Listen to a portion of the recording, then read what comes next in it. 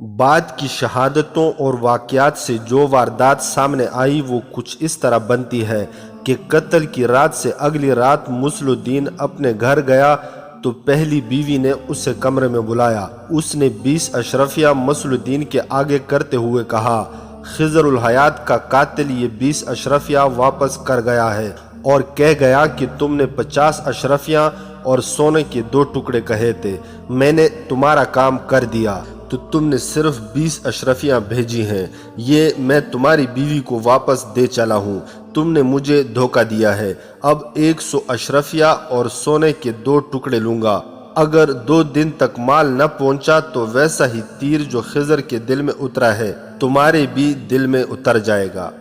مسل الدین کا رنگ اڑ گیا، سنبھل کر بولا، تم کیا کہہ رہی ہو؟ کون تھا وہ؟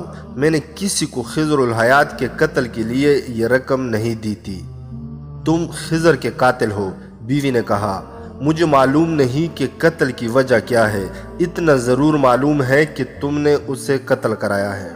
یہ مسل الدین کی پہلی بیوی تھی، اس کی عمر زیادہ نہیں تھی، بمشکل 30 سال کی ہوگی، خاصی خوبصورت عورت تھی۔ کوئی 1 ماہ قبل وہ گھر میں ایک غیر معمولی طور پر خوبصورت اور جوان لڑکی لے آیا تھا۔ ایک خاوند کے لیے بیویوں کی تعداد پر کوئی پابندی نہیں تھی، اس زمانے میں زیادہ بیویاں رکھنے کا رواج تھا، کوئی بیوی دوسری بیویوں سے حسد نہیں کرتی تھی، مگر مسل الدین نے پہلی بیوی کو بالکل نظر انداز کر دیا تھا۔ جب سے نئی بیوی آئی تھی اس نے پہلی بیوی کے کمرے میں جانا ہی چھوڑ دیا تھا۔ بیوی نے اسے کئی بار بلایا تو بھی وہ نہ گیا۔ بیوی کے اندر انتقامی جذبہ پیدا ہو گیا تھا۔ یہ آدمی جو اسے 20 اشرفیہ دے گیا تھا غالباً مسل الدین سے بڑا ہی سنگین انتقام لینا چاہتا تھا، اس لیے اس نے اس کی پہلی بیوی کو بتا دیا تھا کہ خضر الحیات کو مسل الدین نے قتل کرایا ہے۔ تم اپنی زبان بند رکھنا، مسل الدین نے بیوی کو باروب لہجے میں کہا، یہ میرے کسی دشمن کی چال ہے، وہ میرے اور تمہارے درمیان دشمنی پیدا کرنا چاہتا ہے۔ تمہارے دل میں میری دشمنی کے سوا اور رہا ہی کیا ہے؟ بیوی نے پوچھا۔ میرے دل میں تمہاری پہلے روز والی محبت ہے، مسل الدین نے کہا۔ کیا تم اس آدمی کو پہچانتی ہو؟ اس نے چہرے پر نقاب ڈال رکھا تھا، بیوی نے کہا، مگر تمہارا نقاب اتر گیا ہے، میں نے تمہیں پہچان لیا ہے۔ مسل الدین نے کچھ کہنے کی کوشش کی مگر بیوی نے اسے بولنے نہ دیا۔ اس نے کہا، مجھے شک ہے تم نے بیت المال کی رقم ہضم کی ہے جس کا علم خضر الحیات کو ہو گیا تھا، تم نے کرائے کے قاتل سے اسے راستے سے ہٹا دیا ہے۔ مجھ پر جھوٹے الزام عائد نہ کرو، مسل الدین نے کہا، مجھے رقم ہضم کرنے کی کیا ضرورت ہے؟ تمہیں نہیں، اس فرنگی کو رقم کی ضرورت ہے جسے تم نے نکاح کے بغیر گھر رکھا ہوا ہے۔ بیوی نے جل کر کہا، تمہیں شراب کے لیے رقم کی ضرورت ہے، اگر یہ الزام جھوٹا ہے تو بتاؤ کہ یہ 4 گھوڑوں کی بگی کہاں سے آئی ہے؟ گھر میں آئے دن ناچنے والیاں جو آتی ہیں وہ کیا مفت آتی ہیں؟ شراب کی جو دعوتیں دی جاتی ہیں ان کے لیے رقم کہاں سے آتی ہے؟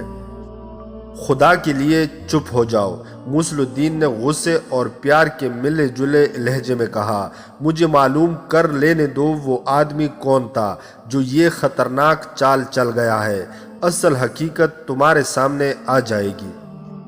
میں اب چپ نہیں رہ سکوں گی، بیوی نے کہا، تم نے میرا سینہ انتقام سے بھر دیا ہے، میں سارے مصر کو بتاؤں گی کہ میرا خاوند قاتل ہے، ایک مومن کا قاتل ہے، تم میری محبت کے قاتل ہو، میں اس قتل کا انتقام لوں گی۔ مسل الدین منت سماجت کر کے اسے چپ کرانے لگا اور اسے قائل کر لیا کہ وہ صرف 2 روز چپ رہے تاکہ وہ اس آدمی کو تلاش کر کے ثابت کر سکے کہ وہ قاتل نہیں۔ اس نے بیوی کو یہ بھی بتایا کہ غیاث بلبیس نے چند ایک مشتبہ افراد پکڑ لیے ہیں اور قاتل بہت جلد پکڑا جائے گا۔ رات گزر گئی، اگلا دن بھی گزر گیا، مسل الدین گھر سے غائب رہا، اس کی دوسری بیوی یادداشتہ بھی کہیں نظر نہ آئی۔ شام کے بعد مسل الدین گھر آیا اور پہلی بیوی کے کمرے میں چلا گیا، اس کے ساتھ پیار اور محبت کی باتیں کرتا رہا۔ بیوی اس کے فریب میں نہیں آنا چاہتی تھی مگر پیار کے دھوکے میں آ گئی۔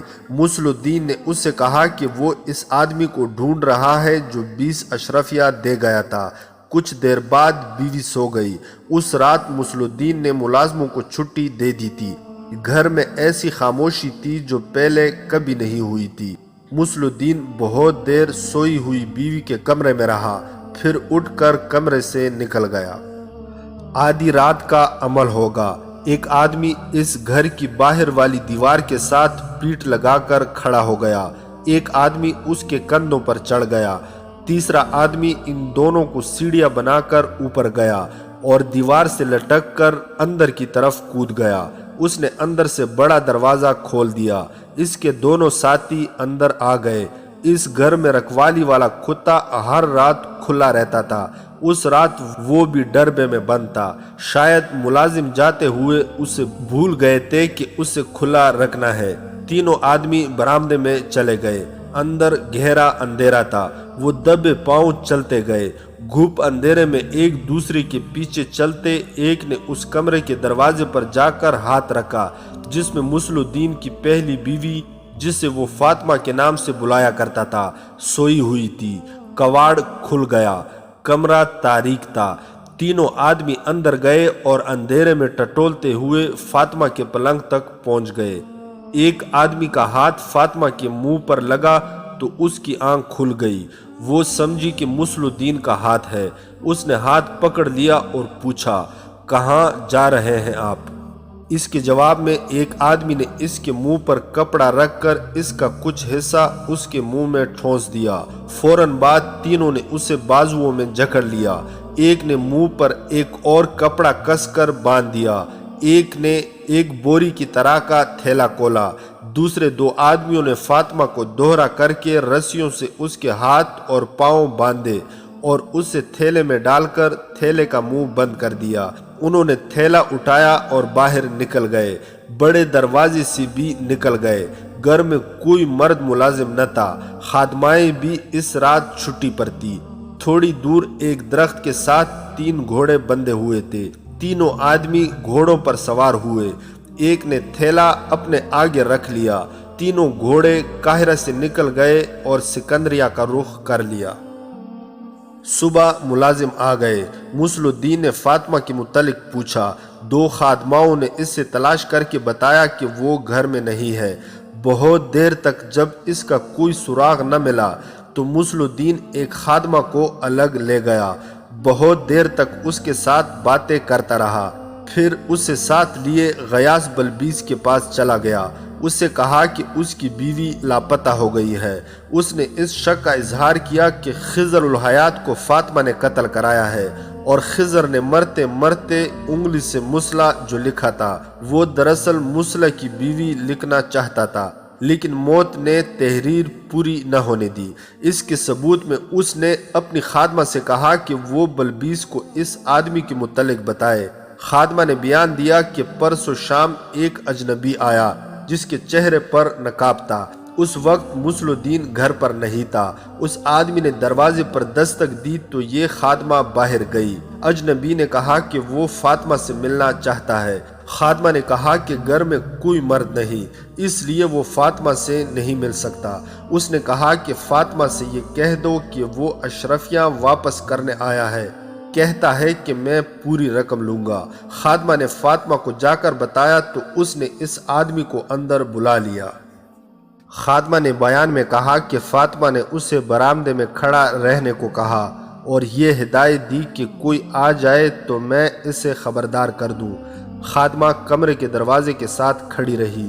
اندر کی باتیں جو اسے سنائی دی ان میں اس آدمی کا غصہ اور فاطمہ کی منت سماجت تھی۔ ان باتوں سے صاف پتہ چلتا تھا کہ فاطمہ نے اس آدمی سے کہا تھا علی بن سفیان کے نائب حسن بن عبداللہ کو قتل کرنا ہے، جس کے عوض وہ اسے 50 اشرفیہ اور 2 ٹکڑے سونا دے گی۔ خادمہ کو یہ معلوم نہیں ہو سکا کہ فاطمہ نے اس آدمی کو 20 اشرفیہ کس وقت اور کہاں بھیجی تھی اور کون لے گیا تھا۔ وہ پوری 50 اشرفیہ مانگ رہا تھا۔ فاطمہ اسے کہہ رہی تھی کہ اس نے غلط آدمی کو قتل کیا ہے۔ یہ نقاب پوش اجنبی کہہ رہا تھا کہ تم نے یقین کے ساتھ بتایا تھا کہ حسن بن عبداللہ فلاں وقت خضر الحیات کے گھر جائے گا۔ وہ گات میں بیٹھ گیا۔ اس نے ایک آدمی کو خضر کے دروازے کے قریب جاتے دیکھا۔ اس کا قد بت حسن بن عبداللہ کی طرح تھا۔ قتل کرتے وقت اتنی مہلت نہیں ملتی تھی کہ شکار کو اچھی طرح دیکھ کر یقین کر لیا جائے۔ تم نے جو وقت بتایا تھا یہ وہی وقت تھا۔ میں نے تیر چلایا اور وہاں سے بھاگ گیا۔ وہ فاطمہ سے 50 اشرفیاں مانگ رہا تھا۔ فاطمہ نے پہلے تو منت سماجت کی، پھر وہ بھی غصے میں آ گئی اور کہا کہ اصل آدمی کو قتل کرو گے تو ان 20 اشرفیوں کے علاوہ 50 اشرفیہ اور سونے کے 2 ٹکڑے دوں گی۔ اس آدمی نے کہا کہ میں نے کام کر دیا ہے، اس کی پوری اجرت لوں گا۔ فاطمہ نے انکار کر دیا۔ وہ آدمی بڑے غصے میں یہ کہہ کر چلا گیا کہ میں پوری اجرت وصول کروں گا۔ فاطمہ نے خادمہ کو سختی سے کہا کہ وہ اس آدمی کے متعلق کسی سے ذکر نہ کرے۔ اس نے خادمہ کو 2 اشرفی انعام دیا۔ آج صبح وہ اس کے کمرے میں گئی تو فاطمہ وہاں نہیں تھی۔ اسے شک ہے کہ اس آدمی نے انتقاماً اسے اغوا کر لیا ہے۔ غیاث بلبیس نے کچھ سوچ کر مسل الدین کو باہر بھیج دیا اور خادمہ سے پوچھا، یہ بیان تمہیں کس نے پڑھایا ہے، فاطمہ نے یا مسل الدین نے؟ فاطمہ تو یہاں نہیں ہے۔ اس نے کہا، یہ میرا اپنا بیان ہے، مجھے سچ بتا دو۔ بلبیس نے کہا، فاطمہ کہاں ہے؟ وہ کس کے ساتھ گئی ہے؟ خادمہ گھبرانے لگی، کوئی تسلی بخش جواب نہ دے سکی۔ بلبیس نے کہا، کوتوالی کے تہ خانے میں جانا چاہتی ہو؟ اب تم واپس نہیں جا سکو گی۔ وہ غریب عورت تھی۔ اسے معلوم تھا کہ کوتوالی کے تہ خانے میں جا کر سچ اور جھوٹ الگ الگ ہو جاتے ہیں اور اس سے پہلے جسم کے جوڑ بھی الگ الگ ہو جاتے ہیں۔ وہ رو پڑی اور بولی، سچ کہتی ہوں تو آقا سزا دیتا ہے، جھوٹ بولتی ہوں تو آپ سزا دیتے ہیں۔ بلبیس نے اس کی حوصلہ افزائی کی اور اس سے تحفظ کا یقین دلایا۔ خادمہ نے کہا، میں نے قتل کے دوسرے روز صرف اتنا دیکھا تھا کہ ایک نقابپوش آیا تھا۔ آقا مسل الدین گھر نہیں تھے۔ نقابپوش نے فاطمہ کو باہر بلایا تھا۔ وہ بڑے دروازے کے باہر اور فاطمہ اندر تھی۔ وہ اس کے سامنے نہیں ہوئی۔ ملازموں نے اسے دیکھا تھا لیکن کسی نے بھی قریب جا کر نہیں سنا کہ ان کے درمیان کیا باتیں ہوئیں۔ نقابپوش چلا گیا تو فاطمہ اندر آئی۔ اس نے چھوٹی سی ایک تھیلی اٹھا رکھی تھی۔ فاطمہ کا سر جھکا ہوا تھا۔ وہ کمرے میں چلی گئی تھی۔ دوسری شام مسل الدین نے 4 ملازموں اور خادماؤں کو رات بھر کی چھٹی دے دی تھی۔ 4 ملازموں میں 2 مرد اور 2 عورتیں ہیں۔ اس سے پہلے کبھی ملازموں کو کبھی رات بھر کے لیے چھٹی دی گئی ہے؟ بلبیس نے پوچھا۔ کبھی نہیں، اس نے جواب دیا۔ کوئی ایک ملازم کبھی چھٹی لے لیتا ہے، سب کو کبھی چھٹی نہیں دی گئی۔ خادمہ نے سوچ کر کہا، عجیب بات یہ ہے کہ آقا نے کہا تھا کہ آج رات کتے کو بندہ رہنے دینا۔ اس سے پہلے ہر رات کتا کھلا رکھا جاتا تھا۔ بڑا خوخوار کتا ہے، اجنبی کی بو پر چیرنے پاڑنے کے لیے تیار ہو جاتا ہے۔ مسل الدین کے تعلقات فاطمہ کے ساتھ کیسے تھے؟ غیاث بلبیس نے پوچھا۔ بہت کچے ہوئے، خادمہ نے بتایا۔ آقا ایک بڑی خوبصورت اور جوان لڑکی لایا ہے جس نے آقا کو اپنا غلام بنا لیا ہے۔ فاطمہ کے ساتھ آقا کی بول چال بھی بند ہے۔ غیاث بلبیس نے خادمہ کو الگ بٹھا کر مسل الدین کو اندر بلایا اور باہر نکل گیا۔ واپس آیا تو اس کے ساتھ 2 سپاہی تھے۔ اس نے مسل الدین کو دائیں اور بائیں بازوؤں سے پکڑ لیا اور باہر لے جانے لگے۔ مسل الدین نے بہت احتجاج کیا۔ بلبیس یہ حکم دے کر باہر نکل گیا کہ اس سے قید میں ڈال دو۔ اس نے دوسرا حکم یہ دیا کہ مسل الدین کے گھر پر پہرا کھڑا کر دو، کسی کو باہر نہ جانے دو۔ اس وقت فاطمہ قاہرہ سے بہت دور شمال کی طرف ایک ایسی جگہ پہنچ چکی تھی جہاں ارد گرد اونچے ٹیلے، سبزہ اور پانی بھی تھا۔ یہ جگہ عام رہ گزر سے ہٹی ہوئی تھی۔ وہاں وہ سورج نکلنے کے وقت پہنچی تھی۔ گھوڑے رک گئے۔ اسے تھیلے میں سے نکالا گیا۔ اس کے منہ سے کپڑا ہٹا دیا گیا اور ہاتھ پاؤں بھی کھول دیے گئے۔ اس کے ہوش ٹھکانے نہیں تھے۔ وہ 3 نقابپوشوں کے نرغے میں تھی۔ 3 گھوڑے کھڑے تھے۔ فاطمہ چیخنے چلانے لگی۔ نقابپوشوں نے اسے پانی پلایا اور کچھ کھانے کو دیا۔ وہ ہاتھ نہیں آ رہی تھی۔ اس کے پیٹ میں پانی اور کھانا گیا اور تازہ ہوا لگی تو جسم میں طاقت آ گئی۔ وہ اچانک اٹھی اور دوڑ پڑی۔ تینوں بیٹے دیکھتے رہے، کوئی بھی اس کے تعاقب میں نہ گیا۔ دور جا کر وہ ایک ٹیلے کی اوٹ میں چلی گئی تو ایک نقابپوش گھوڑے پر سوار ہوا، ایڑ لگائی اور فاطمہ کو جا لیا۔ وہ دوڑ دوڑ کر تھک گئی تھی، لیٹ گئی۔ نقابپوش نے اسے اٹھا کر گھوڑے پر ڈال دیا اور خود اس کے پیچھے سوار ہو کر واپس اپنے ساتھیوں کے پاس لے گیا۔ بھاگو، ایک نے اسے تحمل سے کہا۔ کہاں تک بھاگو گی؟ یہاں سے تو کوئی تنومند مرد بھی بھاگ کر قاہرہ نہیں پہنچ سکتا۔ فاطمہ روتی چیختی اور گالیاں دیتی تھی۔ ایک نقابپوش نے اسے کہا، اگر ہم تمہیں قاہرہ واپس لے چلیں تو بھی تمہارے لیے کوئی پناہ نہیں۔ تمہیں تمہارے خاوند نے ہمارے حوالے کیا ہے۔ یہ جھوٹ ہے، فاطمہ نے چلا کر کہا۔ یہ سچ ہے، اس نے کہا، ہم نے تمہیں اجرت کے طور پر لیا ہے، تم نے مجھے پہچانا نہیں۔ میں تمہارے ہاتھ میں 20 اشرفیوں کی تھیلی دے آیا تھا۔ تم نے خاوند سے کہہ دیا کہ تم قاتل ہو، اور تم نے بے وقوفی یہ کی کہ اسے یہ بھی کہہ دیا کہ تم کوتوال کو بتا دو گی۔ وہ تم سے پہلے ہی تنگ آیا ہوا تھا۔ اس کی داشتہ نے اس کے دل پر اور اس کی عقل پر قبضہ کر لیا تھا۔ میں تمہیں یہ نہیں بتا سکتا کہ وہ لڑکی کون ہے اور کہاں سے آئی ہے اور وہ کیا کرنے آئی ہے۔ دوسرے دن تمہارا خاوند ہمارے ٹھکانے پر آیا۔ ایسا بے ایمان آدمی ہے کہ اس نے ہمیں خضر الحیات کے قتل کے عوض 50 اشرفیہ اور سونے کے 2 ٹکڑے دینے کا وعدہ کیا تھا، مگر کام ہو گیا تو صرف 20 اشرفی بھیجی۔ میں نے تمہیں استعمال کیا اور یہ رقم تمہارے ہاتھ میں دے دی تاکہ تمہیں بھی اس راز کا علم ہو جائے۔ ہمارا تیر نشانے پر بیٹھا۔ دوسرے دن وہ ہمارے ٹھکانے پر آیا اور 50 اشرفیہ دینے لگا۔ سونے کے ٹکڑے پھر ہضم کر رہا تھا۔ میرے ان ساتھیوں نے کہا کہ اب ہم بہت زیادہ اجرت لیں گے، اگر وہ نہیں دے گا تو ہم کسی نہ کسی طرح کوتوال تک خبر پہنچا دیں گے۔ اس سے اب خطرہ یہ نظر آ رہا تھا کہ تمہیں بھی پتہ چل گیا تھا کہ قاتل وہی ہے۔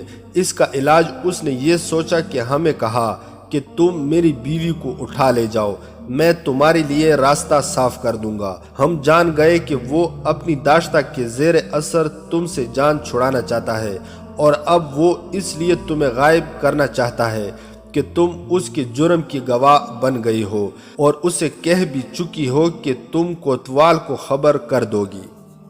فاطمہ کے آنسو خشک ہو چکے تھے۔ وہ حیرت زدہ ہو کر ان تینوں کو باری باری دیکھتی تھی۔ ان کی صرف آنکھیں نظر آتی تھی۔ یہ آنکھیں ڈراؤنی اور خوفناک تھی۔ ان کی زبان میں مٹھاس اور اپنائیت کی جھلک ضرور تھی۔ انہوں نے اسے دھمکی نہیں دی بلکہ سمجھانے کی کوشش کر رہے تھے کہ اس کا تڑپنا، رونا اور بھاگنا بیکار ہے۔ میں نے تمہیں دیکھا تھا، نقابپوش نے اسے کہا، جب مسل الدین نے کہا کہ میری بیوی کو اجرت کے طور پر اٹھا لے جاؤ تو میں نے سکندریہ کی منڈی کے بھاؤ سے تمہاری قیمت کا اندازہ کیا۔ تم ابھی جوان ہو اور تم حسین بھی ہو، تم بڑے اچھے داموں بک سکتی ہو۔ ہم مان گئے۔ اگر تمہارا خاوند ہمیں اتنی زیادہ اجرت نہ دیتا تو ہم نے اسے بتا دیا تھا کہ اسے زندہ نہیں رہنے دیا جائے گا اور اس کی داشتہ کو اغوا کر لیا جائے گا۔ اس نے ہمیں بتایا کہ آج رات اس کے گھر میں کوئی ملازم نہیں ہوگا، کتا بھی بندھا ہوا ہوگا، البتہ بڑا دروازہ اندر سے بند ہوگا تاکہ تم دیکھ لو تو شک نہ کرو۔ ہم تینوں نے ایک دوسرے کے اوپر کھڑے ہو کر تمہارے گھر کی دیوار پھلانگی۔ ہم نے ہاتھوں میں خنجر لے رکھے تھے اور ہم سنبھل کر چل رہے تھے کیونکہ ہمیں تمہارے خاوند پر بھروسہ نہیں تھا۔ وہ ہمیں مروا سکتا تھا لیکن ایسا نہ ہوا۔ ہمارے لیے راستہ واقعی صاف تھا۔ تمہیں اٹھایا اور لے آئے۔ ہم نے یہ کہانی تمہیں اس لیے سنائی کہ تم اپنے خاوند کے گھر کو دل سے نکال دو۔ دوسرے نقابپوش نے کہا، ہم تمہیں یہ بھی بتا دیتے ہیں کہ ہم 3 آدمی اکیلی عورت کی مجبوری سے فائدہ نہیں اٹھائیں گے۔ ہم بیوپاری ہیں، کرائے کا قتل اور اغوا ہمارا پیشہ ہے۔ ہم تمہارے جسم کے ساتھ کھیل کر خوش ہونے والے نہیں۔ 3 مرد ایک عورت کو اغوا اور مجبور کر کے تفریق کریں تو یہ کوئی فخر والی بات نہیں۔ تم مجھے سکندریہ کے بازار میں بیچو گے؟ فاطمہ نے بے بسی کے لہجے میں پوچھا۔ میری قسمت میں اب عصمت فروشی لکھی ہے؟ نہیں، ایک نقابپوش نے جواب دیا۔ عصمت فروشی کے لیے جنگلی اور صحرائی لڑکیاں خریدی جاتی ہیں۔ تم حرم کی چیز ہو، کسی باعزت امیر کے پاس جاؤ گی۔ ہم بھی تو اچھی قیمت چاہتے ہیں، ہم تمہیں مٹی میں نہیں پھینکیں گے۔ تم اب رونا اور غم کرنا چھوڑ دو تاکہ تمہارے چہرے کی دلکشی اور رونق قائم رہے، ورنہ تم عصمت فروشی کے قابل رہ جاؤ گی۔ تھوڑی دیر کے لیے سو جاؤ۔ یہ دیکھ کر کہ ان لوگوں نے اس کے ساتھ کوئی بیہودہ حرکت نہیں کی، دست درازی نہیں کی، فاطمہ کو کچھ سکون سا محسوس ہوا۔ رات بھر وہ اذیت میں بھی رہی تھی۔ تھیلے میں دوہری کر کے اسے بند کیا گیا تھا، جسم درد کر رہا تھا۔ وہ لیٹی اور اس کی آنکھ لگ گئی۔ تھوڑی ہی دیر بعد اس کی آنکھ کھل گئی۔ اس کا دل خوف اور گھبراہٹ کی گرفت میں تھا۔ اس صورتحال کو وہ قبول نہیں کر سکتی تھی۔ اس نے دیکھا کہ تینوں نقابپوش سوئے ہوئے ہیں، وہ بھی رات بھر کے جاگے ہوئے تھے۔ فاطمہ نے پہلے تو یہ سوچا کہ کسی ایک کا خنجر نکال کر تینوں کو قتل کر دے، لیکن اتنی جرأت نہ کر سکی۔ تینوں کو قتل کرنا آسان نہ تھا۔ اس نے گھوڑے دیکھے، ان لوگوں نے گھوڑوں سے زینیں نہیں اتاری تھی۔ وہ آہستہ سے اٹھی اور دبے پاؤں ایک گھوڑے تک پہنچی۔ سورج ٹیلوں کے پیچھے جا رہا تھا اور فاطمہ کو معلوم ہی نہ تھا کہ وہ قاہرہ سے کس طرف اور کتنی دور ہے۔ اس نے یہ خطرہ مول لے لیا کہ صحرا کی وسعت میں بھٹک بھٹک کر مر جائے گی، ان لوگوں کے ہاتھوں سے ضرور نکلے گی۔ اس نے گھوڑے پر سوار ہوتے ہی ایڑ لگا دی۔ ٹاپوؤں نے نقابپوشوں کو جگا دیا۔ انہوں نے فاطمہ کو ٹیلے کی اوٹ میں جاتے دیکھ لیا تھا۔ 2 نقابپوش گھوڑوں پر سوار ہوئے اور تعاقب میں گھوڑے سرپٹ بھگا دیے۔ فاطمہ کے لیے مشکل یہ تھی کہ اسے ٹیلوں کے قید خانے سے نکلنے کا راستہ معلوم نہ تھا۔ صحرائی ٹیلے بھول بلیوں جیسے ہوتے ہیں، صرف صحرا کے بیدی ان سے واقف ہوتے ہیں۔ فاطمہ ایسے رخ ہو لی جہاں آگے ایک اور ٹیلے نے راستہ روک رکھا تھا۔ اس نے وہاں جا کر پیچھے دیکھا تو نقابپوش تیزی سے اس کے قریب آ رہے تھے۔ اس نے گھوڑے کو ٹیلے پر چڑھا دیا اور ایڑ مارتی گئی۔ گھوڑا اچھا تھا، اوپر جا کر پرے اتر گیا۔ وہ ایک طرف کو گھوڑا موڑ لے گئی، آگے راستہ مل گیا۔ نقابپوش بھی پہنچ گئے۔ فاصلہ کم ہو رہا تھا۔ فاطمہ کو اپنی آنکھوں پر یقین نہ آیا جب اس نے اپنے سامنے سمندر کی طرح کھلا صحرا اور 4 شتر سوار اپنی سمت آتے دیکھے۔ اس نے چلانا شروع کر دیا، بچاؤ، ڈاکوؤں سے بچاؤ۔ وہ ان تک پہنچ گئی۔ اس کے پیچھے دونوں نقابپوشوں کے گھوڑے باہر آئے۔ شتر سواروں کو دیکھ کر انہوں نے گھوڑوں کی باگیں کھینچی اور گھوڑے موڑے بھی۔ شتر سواروں نے اونٹ دوڑا دیے۔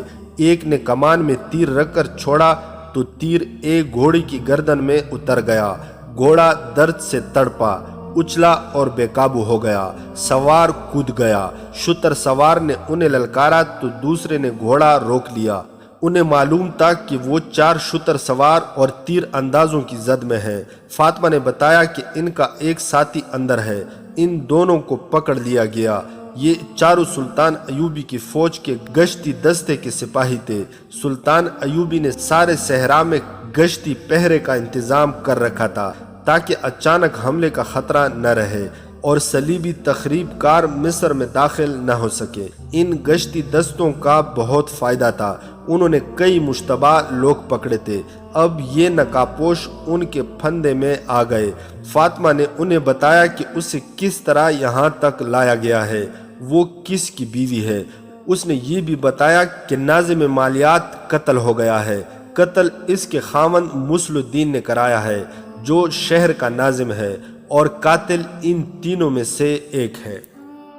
تیسرے نقابپوش کو بھی پکڑ لیا گیا، ان سے خنجر لے لیے گئے، ہاتھ پیٹھ پیچھے باندھ دیے گئے۔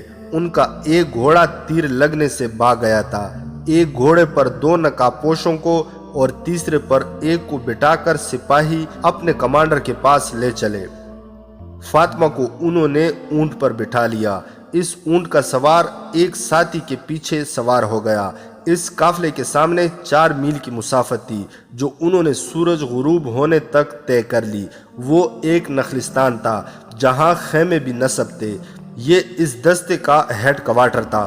فاطمہ کو اس کماندار کے سامنے پیش کیا گیا۔ تینوں نقابپوشوں کو پہرے میں بٹھا دیا گیا۔ انہیں اگلے روز قاہرہ بھیجنا تھا۔ صلیبیوں نے یہ فیصلہ کر لیا تھا کہ وہ کرک میں بیٹھے بیٹھے صلاح الدین ایوبی کا انتظار نہیں کریں گے۔ انہوں نے فوج کو تقسیم کرنا شروع کر دیا۔ فرانس کی فوج کو انہوں نے سلطان ایوبی کی فوج کو راستے میں روکنے کے لیے تیاری کا حکم دیا۔ ریمانڈ کی فوج مسلمانوں کی فوج پر عقب سے حملے کے لیے مقرر ہوئی۔ کرک کے قلعے کے دفاع کے لیے جرمنی کی فوج تھی، جس کے ساتھ فرانس اور انگلستان کے کچھ دستے تھے۔ انہیں جاسوسوں نے بتایا تھا کہ سلطان ایوبی نئی فوج تیار کر رہا ہے۔ صلیبی حکمرانوں نے اس اقدام کا جائزہ لیا کہ وہ صلاح الدین ایوبی کے ٹریننگ کیمپ پر حملہ کر کے پیچھے ہٹ آئیں، لیکن ان کی انٹیلیجنس نے اس تجویز کی مخالفت کی۔ دلیل یہ دی کہ سلطان ایوبی نے دفاع کی 3 تہہ بنا رکھی ہیں، جن میں ایک تہہ متحرک ہے۔ اس کے علاوہ اس کے دیکھ بھال کے دستے دور دور تک گھومتے پھرتے اور صحرا میں ہلتی ہوئی ہر چیز کو قریب جا کر دیکھتے ہیں۔ ان دفاعی انتظامات کو دیکھ کر صلیبیوں نے اس حملے کا خیال دل سے نکال دیا۔ ایک امریکی مصنف اینٹنی ویلیٹ نے متعدد مورخوں کے حوالے سے لکھا ہے کہ صلیبیوں کے پاس صلاح الدین ایوبی کی نسبت 4 گنا فوج تھی، جس میں زیرہ پوش پیادہ اور سوار دستوں کی بہتات تھی۔ اگر یہ فوج صلاح الدین ایوبی پر براہ راست حملہ کر دیتی تو مسلمان زیادہ دیر جم نہ سکتے، مگر صلیبی فوج کو شوبک کی شکست میں جو نقصان اٹھانا پڑا تھا، اس کی ایک دہشت بھی تھی جو میدان جنگ سے بھاگے ہوئے فوجیوں پر طاری تھی۔ صلیبیوں کا مورال متزلزل تھا، جس کی ایک وجہ تو یہ تھی کہ شوبک کو وہ لوہے کا قلعہ سمجھتے تھے۔ وہ اپنی فوج کو صحرا میں بیچ کر اس خوش فہمی میں مبتلا ہو گئے تھے کہ سلطان ایوبی کو قلعوں سے دور ہی ختم کر دیں گے۔ وہ کرک کے دفاع میں بیٹھے رہے اور ایوبی نے شوبک لے لیا اور صحرا میں صلیبیوں کو آمنے سامنے کی جنگ کا موقع دیے بغیر انہیں چھاپا ماروں سے مروا دیا۔ اس کی آگ کی ہانڈیوں نے گھوڑوں اور اونٹوں کو اتنا دہشت زدہ کیا کہ خاصے عرصے تک جانور معمولی سی آگ دیکھ کر بھی بدک جاتے تھے۔ اینٹنی ویلیٹ نے یہ ثبوت بھی مہیا کیا کہ صلیبی فوج مختلف بادشاہوں اور ملکوں کی مرکب تھی جو بظاہر متحد تھی، لیکن یہ اتحاد برائے نام تھا، کیونکہ ہر بادشاہ اور اس کی فوج کا اعلیٰ کمانڈر ملک گیری اور بادشاہی کی توسیع کا خواہش مند تھا۔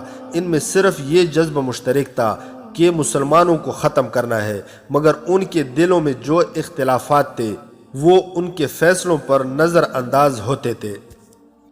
مورخ لکھتے ہیں کہ صلیبی سازشوں کے ماہر تھے اور مسلمانوں کی جس علاقے پر قابض ہو جاتے تھے وہاں قتل عام اور آبرو ریزی شروع کر دیتے تھے۔ اس کے برعکس صلاح الدین ایوبی محبت اور اخلاقی قدروں کو ایسی خوبی سے استعمال کرتا تھا کہ دشمن بھی اس کے گرویدہ ہو جاتے تھے۔ اس کے علاوہ اس نے اپنی فوج میں یہ خوبی پیدا کر دی تھی کہ 10 سپاہیوں کا چاپا مار دستہ 1000 نفری کے فوجی تہس نہس کر کے غائب ہو جاتا تھا۔ یہ لوگ جان قربان کرنے کو معمولی سی قربانی سمجھتے تھے۔ سلطان ایوبی جس انداز سے میدان جنگ میں تھوڑی سی فوج کو ترتیب دیتا تھا، وہ بڑی سے بڑی فوج کو بھی بے بس کر دیتی تھی۔ شوبک اور کرک کے میدان بھی اس نے اس جنگی دانشمندی کا مظاہرہ کیا تھا۔ صلیبیوں نے اس کا جائزہ لیا، اپنی فوج کی جسمانی اور جذباتی کیفیت دیکھی تو انہوں نے براہ راست حملے کا خیال چھوڑ دیا اور کوئی دوسرا ڈھنگ سوچ لیا، لیکن اس ڈھنگ کے متعلق بھی انہیں شک تھا۔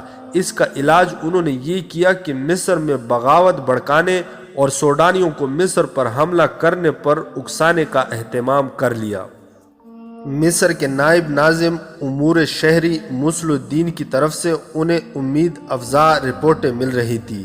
وہاں ابھی یہ اطلاع نہیں پہنچی تھی کہ مصر کا ناظم مالیات خضر الحیات قتل ہو گیا ہے اور مسل الدین پکڑا گیا ہے۔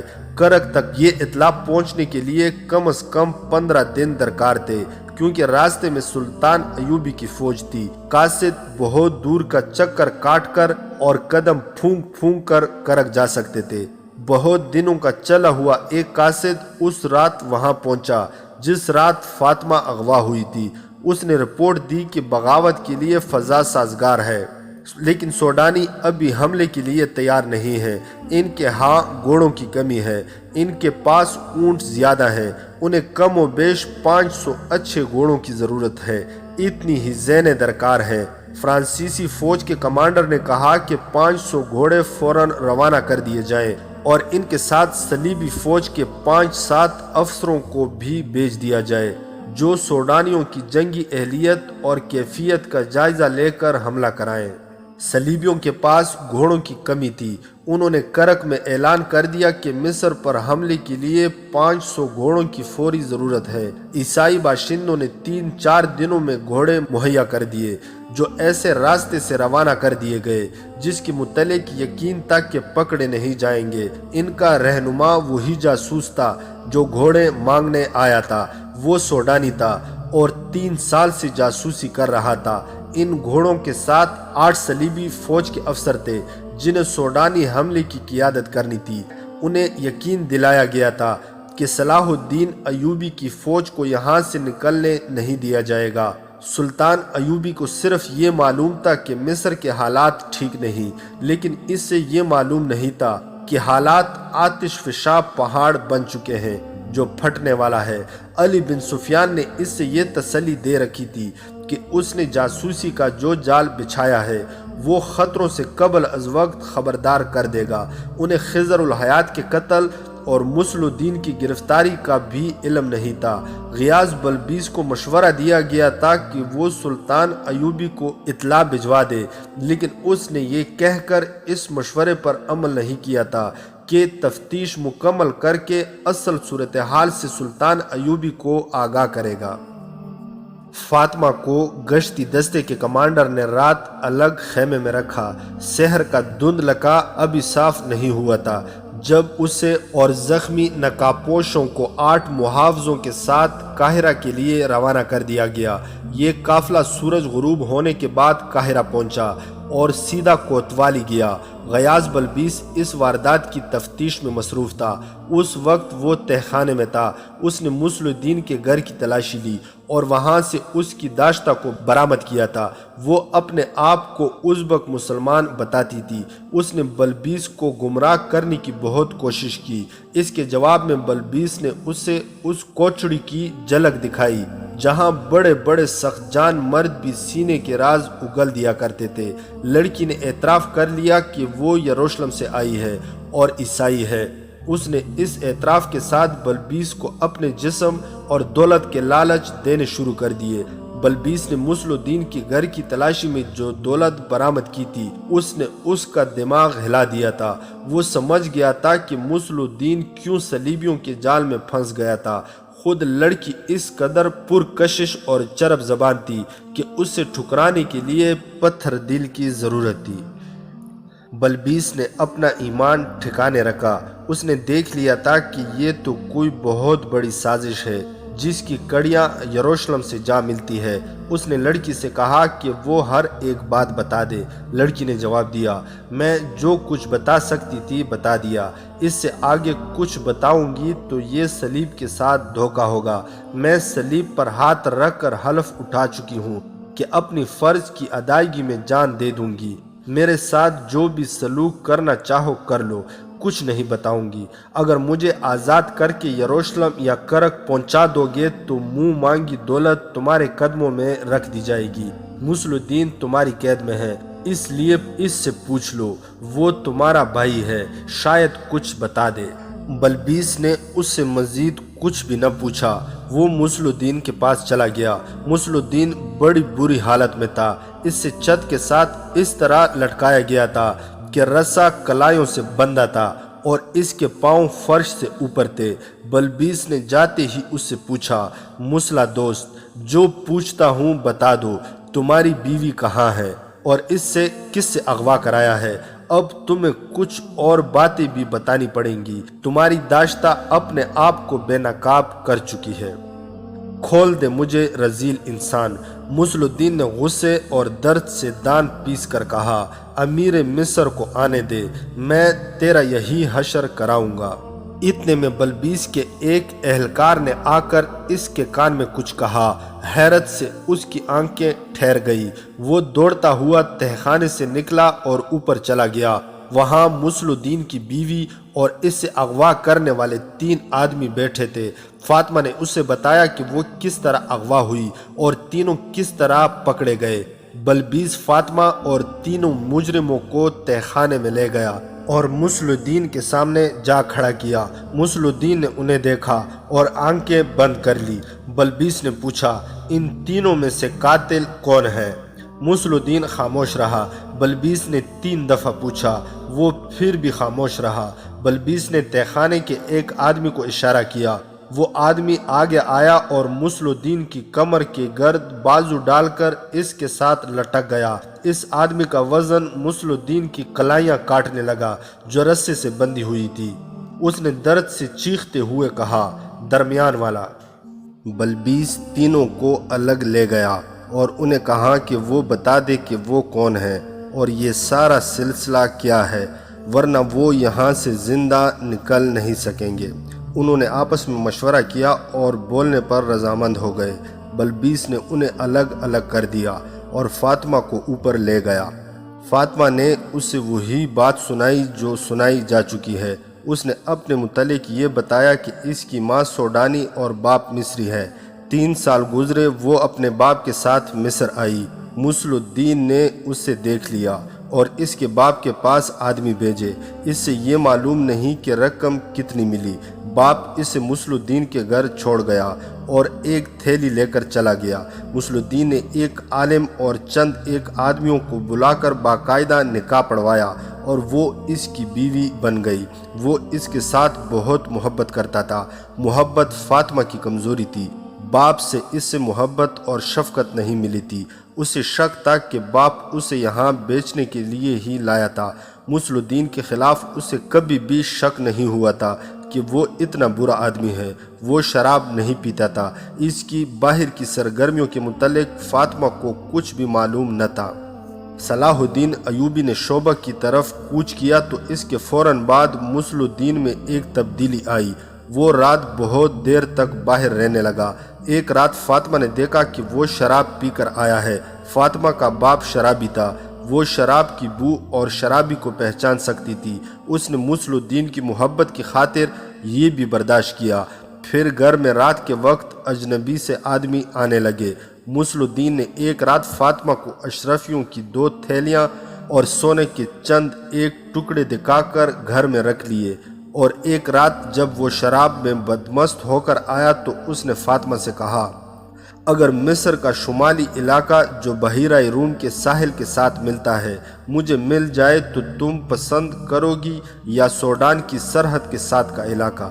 تم جو پسند کرو اس کی تم ملکہ ہوگی اور میں بادشاہ۔ فاطمہ اتنے اونچے دماغ کی لڑکی نہیں تھی کہ اس سلسلے میں اس سے کچھ پوچھتی۔ وہ سمجھی کہ اس کا خاوند زیادہ شراب پی کر بہک گیا ہے۔ ہوش میں وہ ایسی باتیں نہیں کرتا تھا۔ پھر ایک روز ایک بڑی حسین لڑکی اس کے گھر لائی گئی۔ ساتھ 2 آدمی تھے۔ یہ لڑکی اس کے گھر میں ہی رہی۔ نکاح نہیں پڑھایا گیا۔ اس لڑکی نے فاطمہ کو دوست بنانے کی بہت کوشش کی، لیکن اس سے اس لڑکی سے نفرت ہو گئی۔ اس لڑکی نے اس سے اس کا خاوند چھین لیا۔ اس کے بعد خضر الحیات کے قتل کا واقعہ ہوا۔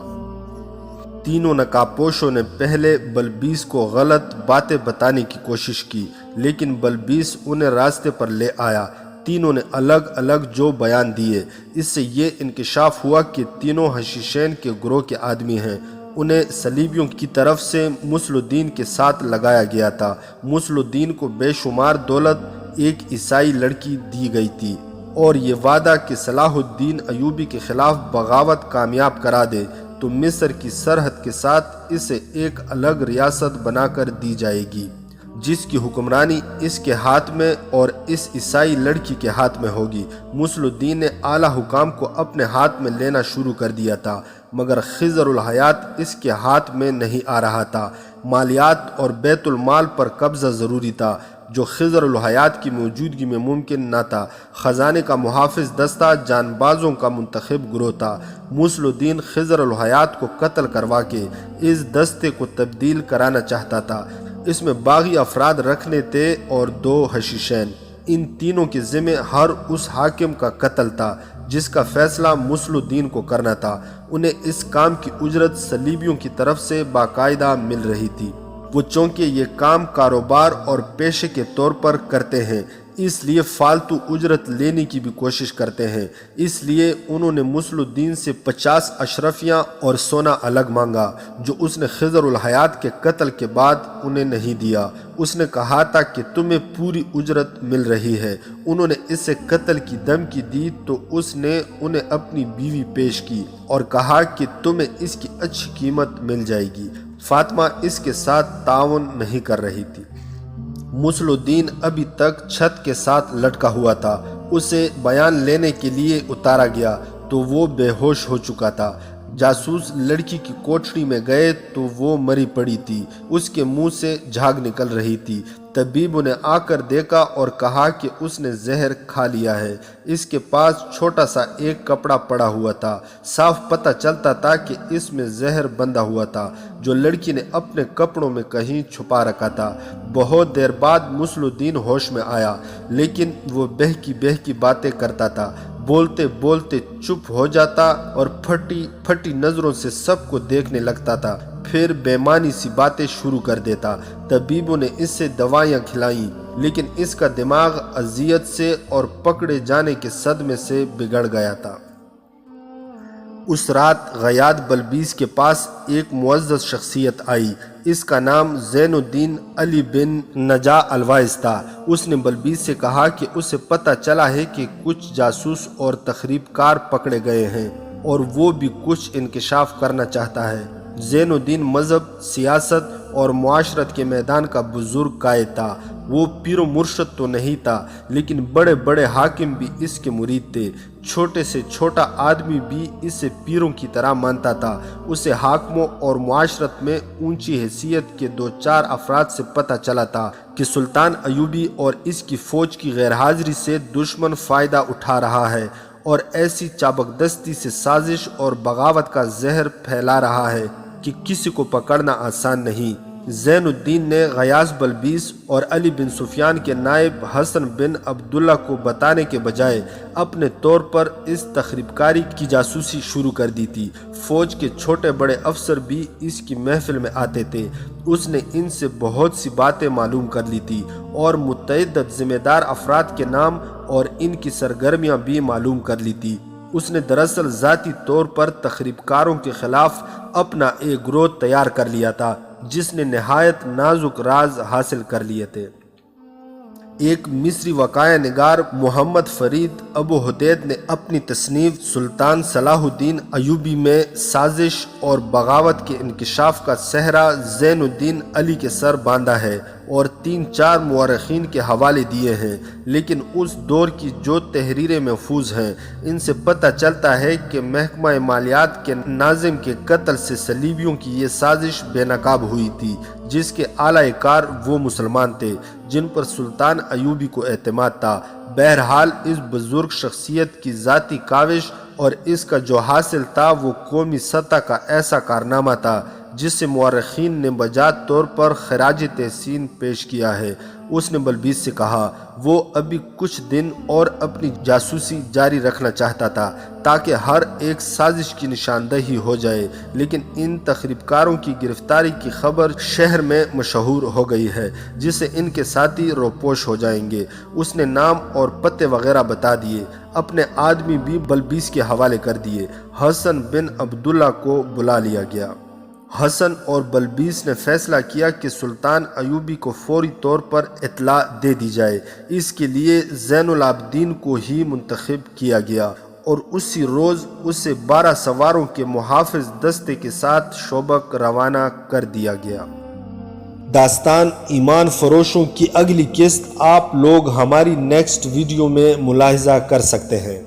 مزید حقیقی اور تاریخی واقعات کے لیے اس چینل کو سبسکرائب کرنا نہ بھولیے گا۔